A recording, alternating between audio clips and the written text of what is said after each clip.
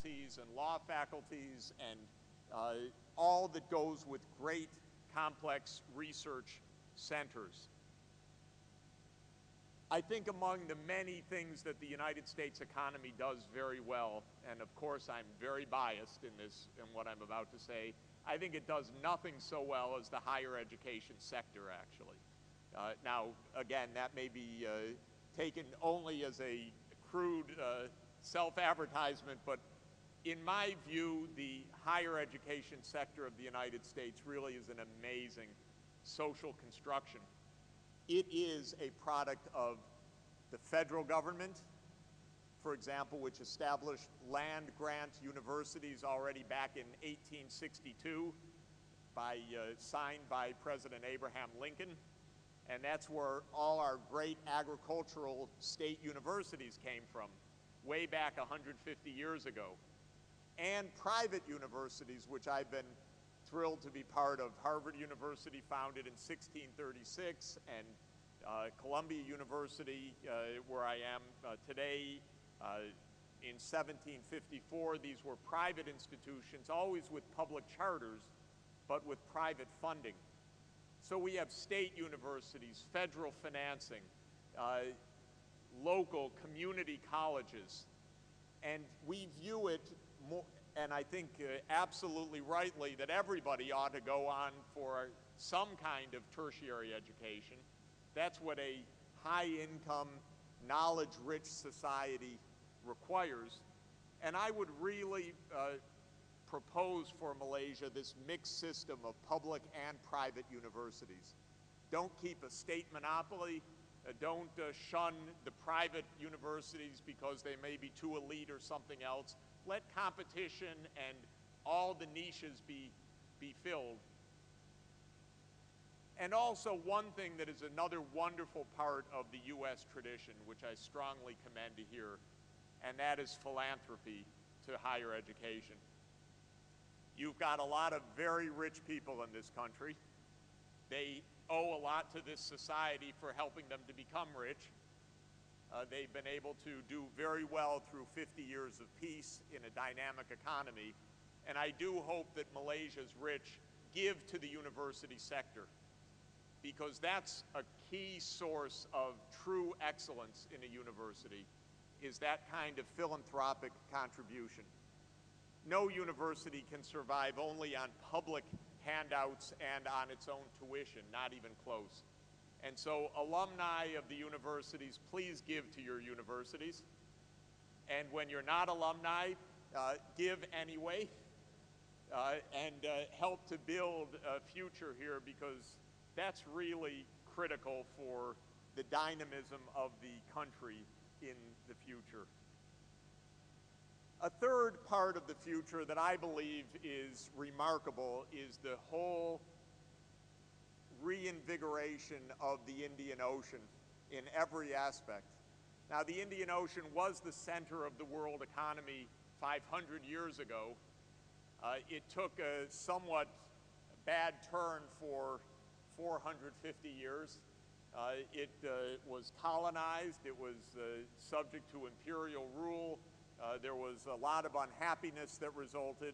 We're celebrating the 50th anniversary of independence here and basically throughout the region. Without independence, there was no development. You can't develop under imperial control of someone else. It was independence that allowed for this rapid growth to take hold. I see dynamism everywhere in the Indian Ocean, even in East Africa, the poorest part of the Indian Ocean. I see dynamism taking hold. What I see particularly thrilling for the world is the rise of China and India, the two greatest population centers of the world, both now with the wind in the sails of rapid growth. And how much more thrilling could it be for Malaysia that a country with this great diversity, with the Malay society, Indian society, and Chinese society, has these two great neighbors that are going to be absolutely engines of global development, and you're perfectly placed as a springboard to both of those countries. And so once in a while, I've heard it in the past said that China's a threat to Malaysia's prosperity, or India's a threat to Malaysia's prosperity. That's basically nonsense. A dynamic neighborhood is the best ticket to prosperity for anybody.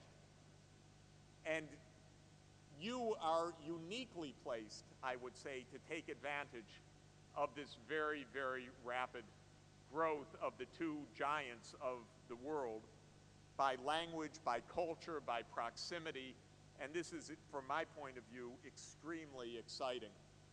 If you could get it so that everybody here speaks Malay, speaks English, speaks Mandarin, and speaks an Indian language, you'd really have it made. Think of all of the business opportunities you'd have. You're not really so far from that because you have the possibility of a deep enculturation into all of Asia. Malaysia is Asia, I hear on CNN every day. Simply Asia, so make use of it. It seems to me to be a great, a tremendous, tremendous potential. Next, let me mention, quite obviously, the physical environment. And here, I think that there is increasing attention and stewardship of the natural environment in this country. But I actually don't know of another country where the prosperity is so self-evidently dependent on a healthy natural environment. So there is no way, and I think it's absolutely transparent, no way for Malaysia to mine its environment, devour its rainforests, or overfish its coasts, or otherwise threaten its biodiversity and expect to be as productive and prosperous as it seeks to be. Because this is a country that so fundamentally lives on a healthy physical environment. And so making, through tourism, through agro-industry, through biodiversity, through public health, you need the natural environment to be healthy. And so just make sure you keep this as a high priority. Nobody else does right now. This is the biggest failing on the planet, is the failing of environmental stewardship. It's viewed as a second-rank issue or a third-rank issue, and it's not. It's going to be right at the top of geopolitics and right at the top of national interest in this century. And that's because we're pushing on a global scale so hard against the physical environment right now, we could literally wreck the planet. That's not just a slogan or a cliche. It happens to be the sad truth.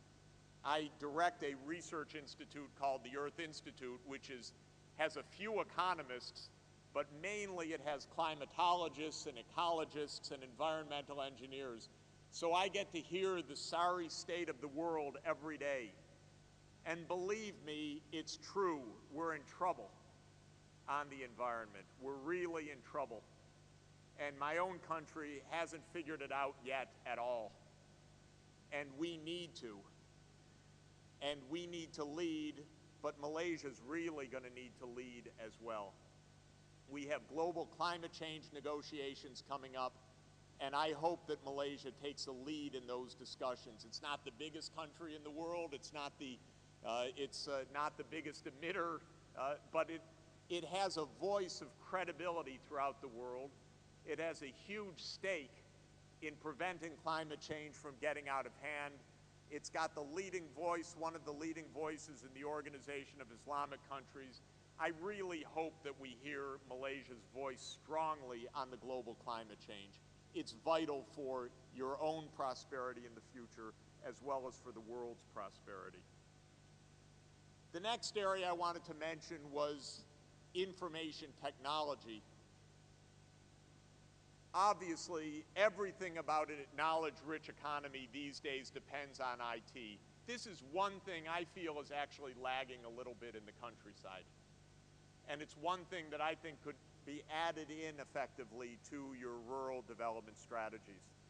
I'd like to see all the schools, all the clinics, and the houses online. Look at how